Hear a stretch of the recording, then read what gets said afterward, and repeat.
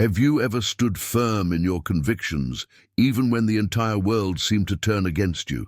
Today's story plunges deep into the heart of moral courage, that rare fortitude that empowers us to hold fast to truth, even when it costs us everything we've worked for. This is a tale of humiliation transformed into triumph, of rejection transmuted into redemption, and of how one woman's unwavering faith became the unlikely catalyst for another's salvation. Rachel Morgan clutched her worn leather Bible against her chest like a shield as Principal Harrington's accusatory finger jabbed the air between them. The polished mahogany desk that separated them might as well have been an ocean. Afternoon light filtered through Venetian blinds, casting prison bar shadows across the principal's office, a visual echo of the ultimatum that still rang in her ears. "This is your final warning, Miss Morgan. Keep your religious views out of my school, or clear out your classroom by Friday." His voice carried the cold authority of someone accustomed to being obeyed without question. A vein pulsed visibly at his temple, betraying the anger beneath his professional veneer. Rachel had known this confrontation was inevitable from the moment she'd accepted the teaching position at Westlake Academy 3 years ago. What she hadn't anticipated was how quickly 7 years of exemplary teaching credentials would be dismissed the moment faith entered the equation. At 32, Rachel had the kind of quiet confidence that came from knowing exactly who she was and what she believed. Her simple blue blouse and charcoal pencil skirt reflected her practical nature. Nothing flashy, nothing that called attention to itself. Only the tiny wooden cross pendant that hung from a thin silver chain gave any indication of the faith that formed the bedrock of her identity. She'd taken to wearing it beneath her collar after the first warning, but today it had somehow worked its way out, catching the light as she entered Principal Harrington's office. Principal Douglas Harrington had built his reputation on academic excellence and unwavering adherence to what he called educational neutrality. At 47, his imposing figure commanded respect, and his perpetual scowl had earned him the nickname the Bulldog among students brave enough to whisper it behind his back. His expensive grey suit and striped blue tie projected the image of authority he'd cultivated over 20 years in education administration. "Douglas," Rachel said softly, "I've never once preached in my classroom.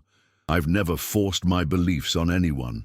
"Don't Douglas me," he snapped. "It's Principal Harrington, and we both know what you've been doing.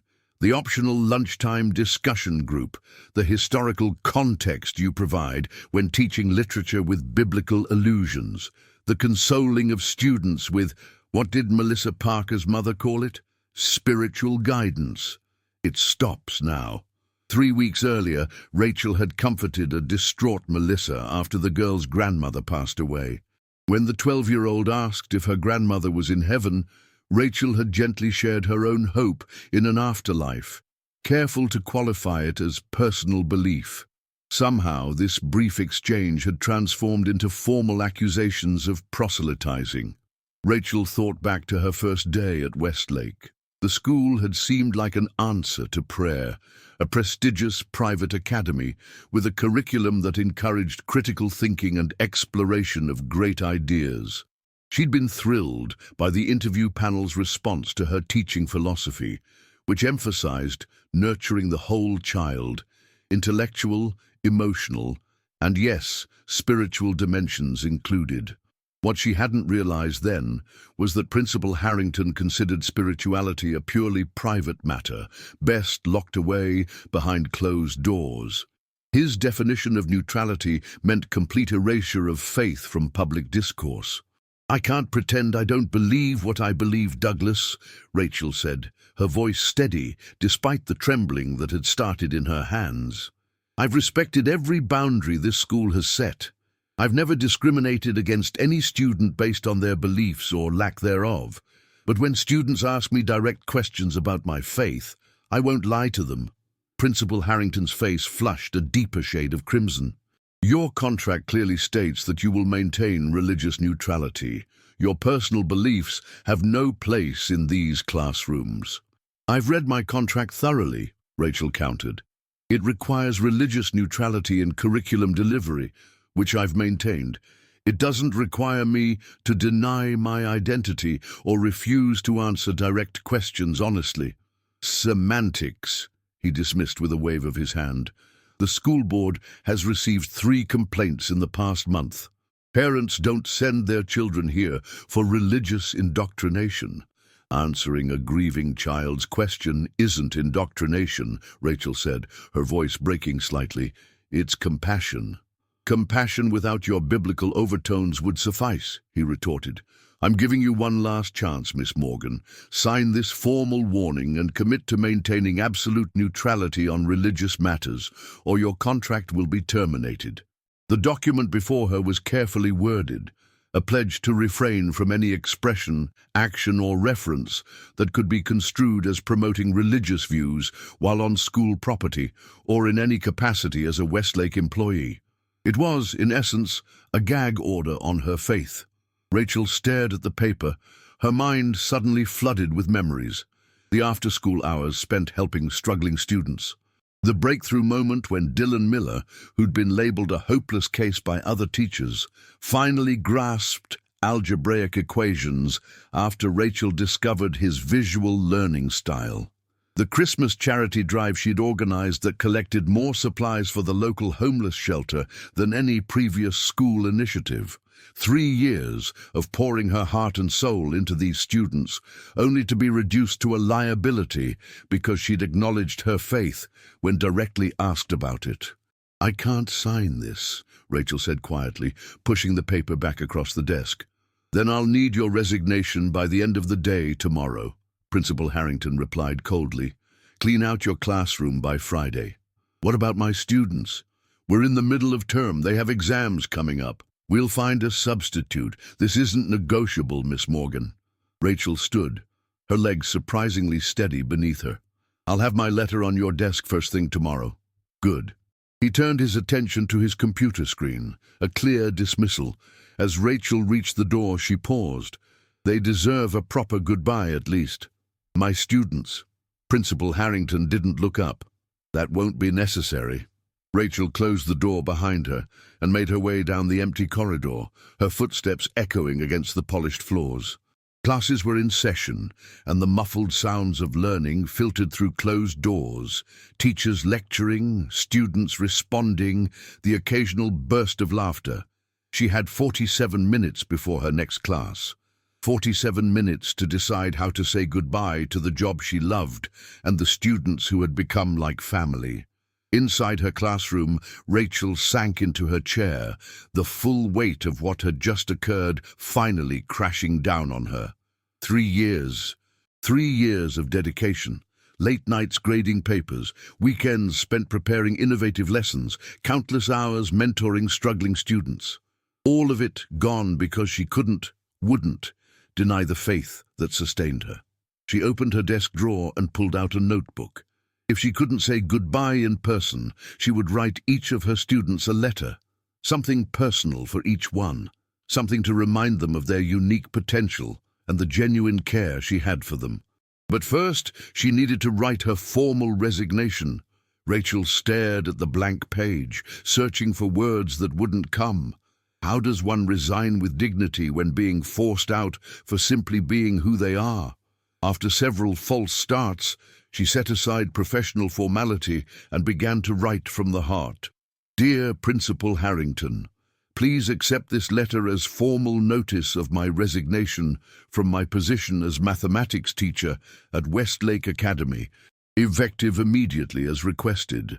I have treasured my 3 years at Westlake and take pride in the accomplishments of my students during this time. Our 97% pass rate in advanced mathematics last year, up from 72% when I arrived, speaks to the dedication and potential of these remarkable young people. While I cannot in good conscience sign the statement presented to me today, as it would require me to deny essential aspects of my identity when directly questioned, I want you to know that I have always strived to create an inclusive, respectful learning environment for all students, regardless of their backgrounds or beliefs. I have never used my position to proselytize or pressure students. I've simply answered their questions honestly when directly asked, always with sensitivity to diverse perspectives. I believe this approach models the intellectual integrity and respect for truth that education should foster. Despite our differences, I remain grateful for the opportunity to have served at Westlake Academy. I wish you, the faculty, and especially the students, continued success. Before I leave, I would like to request permission to write individual notes to my students explaining my sudden departure. They deserve closure, and I would like to encourage their continued academic success. If this is not possible, I understand. Finally, Douglas, though you may not wish to hear it, I forgive you, not from a place of superiority, but from a recognition of our shared humanity and struggles. The pressure you face to maintain Westlake's reputation is immense, and I don't envy your position. I will keep you in my prayers, not that you would change or see things my way, but simply that you would find peace and wisdom in all your decisions. I have enclosed a copy of the poem The Road Not Taken by Robert Frost. It has guided many of my life choices, including this one. Perhaps its message about integrity and personal choice might resonate with you as well. With sincere best wishes, Rachel Morgan. Rachel read over the letter, surprised at the calm that had settled over her as she wrote. The forgiveness she had extended wasn't merely words on a page. She had felt something release within her as she wrote it. The bitterness that had threatened to take root had been uprooted before it could grow. She folded the letter and slipped it into an envelope, along with a beautifully handwritten copy of Frost's poem that she had created for a classroom display last year. Then she began the more difficult task of writing to her students. By the time the bell rang, signaling the end of the period, Rachel had completed 12 personal notes. She would need to work through lunch and her planning period to finish the rest before day's end. Her next class filed in, chattering excitedly about an upcoming school dance. Rachel greeted them with a smile that belied the heaviness in her heart. For these students, at least, she would make this last day count. Tomorrow, they would have a stranger at the front of the room, but today she could still give them her best. The day passed in a blur of lessons, questions, and the bittersweet awareness that each moment was a last time calling roll for these students. Last time explaining a challenging concept. Last time watching the light of understanding dawn on young faces. After the final bell, Rachel remained in her classroom, completing the last of her goodbye notes. The school gradually emptied, the familiar sounds of slamming lockers and teenage conversation fading into silence. By 6 o'clock, she had 47 individualized notes, one for each student she taught. She gathered them into a neat stack, securing them with a rubber band, and placed them on Principal Harrington's secretary's desk, along with her resignation letter. She would return on Friday to pack her personal belongings as instructed. The drive home was surreal. For 3 years, this commute had been filled with mental reviews of the day's lessons, planning for tomorrow, replaying successful student interactions. Now there was only the question of what would come next. Rachel's small apartment welcomed her with the peaceful simplicity she cherished. Bookshelves lined the walls, filled with classics, mathematical texts, and biblical commentaries. A modest cross hung above her writing desk, and beside it, framed photographs of family and former students. She changed into comfortable clothes and made herself a cup of tea, then sat at her kitchen table and opened her Bible. The familiar words of Psalm 23 brought comfort. "The Lord is my shepherd, I shall not want." Rachel had just closed her Bible when her phone rang. The screen displayed a number she didn't recognize. "Hello? Miss Morgan?" A young voice, tentative and tearful. "Melissa, is that you? How did you get my number?" "From the emergency contact list in the office," the girl admitted. "I overheard Mrs. Simmons talking to another teacher. She said you were leaving. Is it true? Are you leaving because of me? Because I told my mom about what you said about Grandma being in heaven?" Rachel closed her eyes, her heart breaking for the guilt this child was carrying. "No, Melissa, this isn't your fault. Not at all. But my mom was really mad. She called the school and everything." "Adults sometimes disagree about important things," Rachel explained carefully. "Your mom was just trying to protect you, which is what good parents do. And I respect her for that. But you're still leaving." "Yes, I am. Sometimes we have to make difficult choices to stay true to who we are." "I don't understand," Melissa said, her voice small. "Remember when we read that story about the boy who stood up to the bully, even though it meant he might get hurt? Sometimes standing up for what you believe is right means accepting difficult consequences." There was silence on the line. Then, "Will you be my teacher again next year?"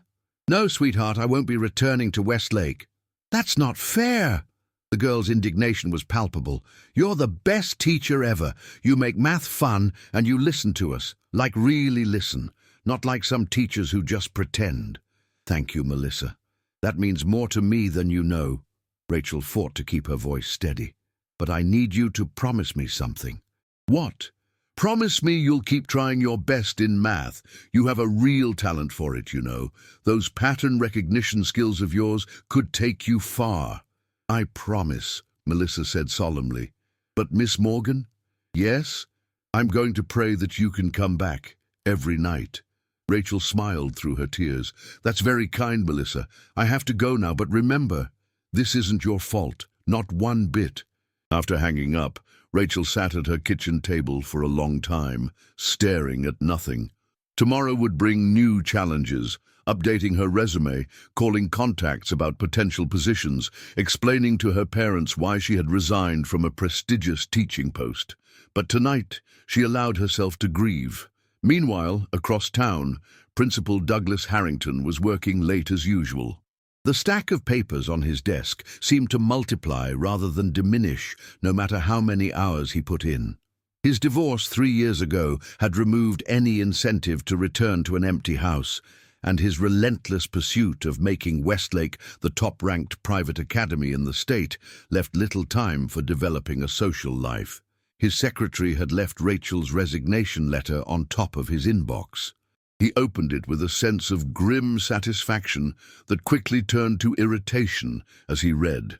The nerve of the woman, suggesting she forgave him, as if he had done something requiring forgiveness rather than simply enforcing school policy.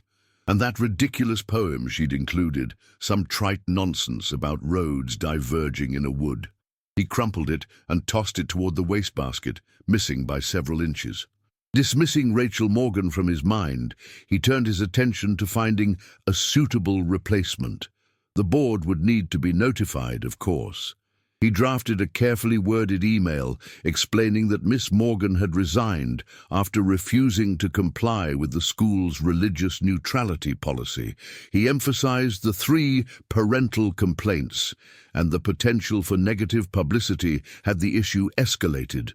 It was nearly 9 o'clock when he finally powered down his computer and gathered his belongings. On his way out, he noticed the crumpled poem on the floor. With an irritated sigh, he bent to pick it up, intending to drop it in the wastebasket. Something made him pause. Perhaps it was simple curiosity, or maybe the lateness of the hour had worn down his defenses. Whatever the reason, he smoothed out the paper and began to read The Road Not Taken by Robert Frost. 2 roads diverged in a yellow wood, and sorry I could not travel both and be one traveller. Long I stood and looked down one as far as I could to where it bent in the undergrowth, then took the other as just as fair, and having perhaps the better claim, because it was grassy and wanted wear. Though as for that the passing there had worn them really about the same. And both that morning equally lay in leaves, no step had trodden black. Oh, I kept the first for another day. Yet knowing how way leads on to way, I doubted if I should ever come back. I shall be telling this with a sigh. Somewhere ages and ages hence, 2 roads diverged in a wood, and I took the one less travelled by, and that has made all the difference.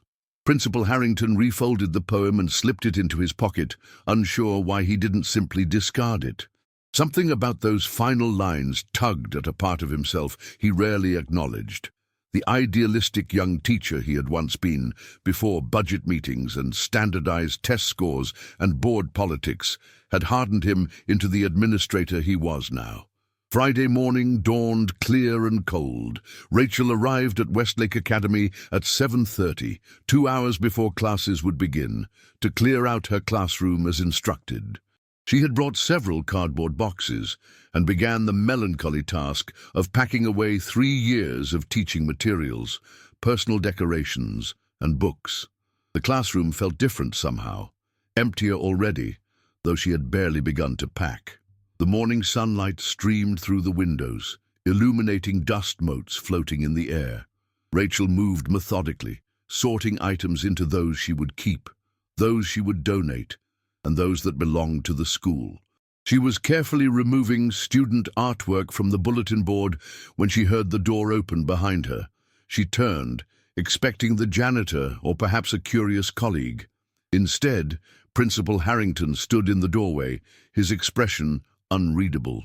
"Good morning," Rachel said cautiously. He nodded stiffly. "Miss Morgan." He stepped into the classroom, looking around at the half-empty bookshelves and partially filled boxes. "I see you're making progress." "Yes, I should be finished well before classes start." An awkward silence stretched between them. Principal Harrington cleared his throat. "I received your resignation letter." "I assumed you had." "And the poem." Rachel nodded, continuing to remove pushpins from student work. "It seemed appropriate. I'm curious, which road do you see yourself taking? The one more traveled or less?" The question surprised her. "The less traveled, I suppose, though I'm not sure either road in this situation is particularly well worn. Standing up for one's faith isn't as uncommon as defending institutional neutrality." His eyebrows rose. "You think I'm on the more common path?" "I think we're both doing what we believe is right," Rachel replied diplomatically. "That's all any of us can do." Principal Harrington moved to the window, looking out at the school grounds where early arriving students were beginning to gather. "I've been the principal here for 12 years, he said abruptly. "Before that, I taught history at Ridgemont High for 15 years. Rachel remained silent, unsure where this was leading. "Do you know why I left teaching?" He continued without waiting for her response. "I had a student, bright boy, passionate about history, political science, got into an Ivy League school on full scholarship." He turned to face her. "He came back to visit me 5 years after graduation. Told me I was the reason he'd become a history professor. Said my obvious passion for historical accuracy and truth had inspired him." A bitter smile twisted his lips. "Then he told me that what he appreciated most was how I'd never pushed my liberal agenda on students, unlike some of his college professors." Rachel set down the student artwork she was holding. "The thing is," Principal Harrington continued, "I've never been liberal. I'm about as conservative as they come, politically and religiously. But this student, this brilliant young man, had sat in my classroom for a year and never once detected my personal beliefs. I had been so successful at being neutral that he had projected his own views onto me. I took it as the highest compliment at the time." He shook his head slowly. "I've spent my entire career keeping my personal beliefs separate from my professional life. When I became principal, I made that separation the cornerstone of our educational philosophy. No bias, no agenda, just facts and critical thinking skills." "That sounds admirable in theory," Rachel said carefully. "In theory," he agreed. "But last night, after reading your letter and that damn poem, I couldn't sleep. I kept thinking about what you said, about answering students honestly when directly asked, about integrity." He pulled a folded paper from his pocket, Rachel's letter. "You wrote that you forgive me. That's a Christian thing to do, isn't it? Turn the other cheek and all that. It's what Jesus taught, yes, but it's also simply human. Forgiveness frees the forgiver as much as the forgiven. I've spent 47 years building walls between my personal faith and my professional life," he admitted. 47 years thinking that was the right thing to do, that it was the fair thing, the just thing. But your letter made me question whether it's really neutrality I've been practicing or just fear." Rachel looked at him in surprise. Fear? Fear of conflict, fear of being judged, fear of not being taken seriously as an educator if people knew I attended church every Sunday, fear that my personal beliefs would somehow undermine my authority or credibility. He ran a hand through his thinning hair. And maybe pride too. Pride in being unreadable, in never letting anyone see the real me. "That sounds like a lonely way to live," Rachel said softly. "It is." His admission hung in the air between them. "Last night I asked myself what would happen if I approached this situation differently. If instead of forcing you to choose between your faith and your career, I found a way to establish appropriate boundaries that still honored your integrity." Rachel felt a flicker of hope. "What are you saying exactly?" "I'm saying that I've reconsidered your termination. I spoke with the board chairperson this morning. We agree that a teacher of your caliber and demonstrated results deserves a more nuanced approach." He handed her a document. "This is a revised conduct guideline.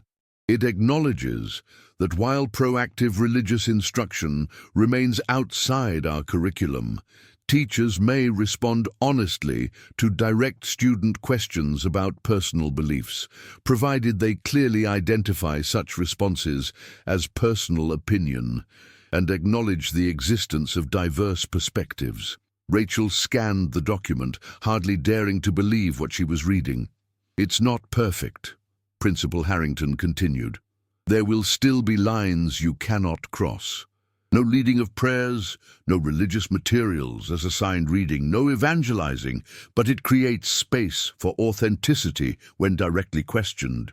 "Why the change of heart?" Rachel asked, still stunned by this unexpected turn. Principal Harrington was quiet for a moment. "Your letter mentioned that poem, about taking the road less traveled. It reminded me of something I lost somewhere along the way. The courage to stand by my convictions even when it's inconvenient, even when it might cost me something." He looked around the half-packed classroom. "You were willing to lose your job rather than compromise your integrity. That kind of moral courage has become rare, and I realized I didn't want to be the person who punished it." Rachel felt tears threatening. "I don't know what to say." "Say you'll stay. The students need you. And frankly, this school needs people of principle, regardless of what those principles are." He extended his hand. "What do you say, Miss Morgan? Ready to unpack those boxes?" Rachel looked at his outstretched hand, then at the revised conduct guideline, then back at the man whose harsh face had somehow softened overnight. The change in him was subtle but unmistakable. A lightness around the eyes, a slight upward curve to lips more accustomed to frowning. She took his hand and shook it firmly. "I'd be honored to stay, Principal Harrington." "Douglas," he corrected, with the ghost of a smile. "I think under the circumstances, you've earned the right to call me Douglas." As they worked together to return books to shelves and artwork to bulletin boards, Rachel noticed the small wooden cross pendant that had slipped outside her blouse again. This time, she didn't tuck it away. When the first bell rang, signaling 30 minutes until classes would begin, the classroom was restored. Not exactly as it had been, but close enough. Rachel looked around with satisfaction. "Thank you," she said simply. Principal Harrington nodded. "I should get back to my office, but Miss Morgan." "Yes? That letter you wrote. It was the first time in a very long time that someone has seen me as more than just my position. Seen me as a person who might need forgiveness, might need prayer." He cleared his throat, visibly uncomfortable with such personal disclosure. It mattered. After he left, Rachel sat at her desk, overwhelmed by the unexpected turn of events. She opened her lesson planner and turned to that day's date. In the margin, she wrote a small note to herself. 2 roads diverged in a wood, and he took the one less traveled by. And that has made all the difference. Across campus, Principal Douglas Harrington returned to his office with a strange sense of lightness. For the first time in years, he felt as though he could breathe more freely. The walls he had so carefully constructed between his professional and personal selves had begun to crumble, and instead of the catastrophe he had always feared, he found only relief. He sat at his desk and pulled out the crumpled poem from his pocket, smoothing it carefully before placing it in his desk drawer. Then, after a moment's hesitation, he reached for something he kept hidden in the back of that same drawer, a small, well-worn Bible his grandmother had given him for his confirmation 40 years ago. He placed it on his desk, not prominently, but not hidden away either, just visible enough to remind himself of the choice he had made that morning, to begin living with the same integrity he had just recognized in Rachel Morgan. Outside his window, students hurried across the campus, laughing and calling to one another as they made their way to class. Among them was Melissa Parker, clutching her math textbook and smiling. Whatever prayer she had offered the night before, it seemed it had been answered, though not in any way she could have imagined. Two roads had diverged in the yellow wood of human choice, and two travelers, teacher and principal, had each chosen the one less traveled by. And that had made all the difference.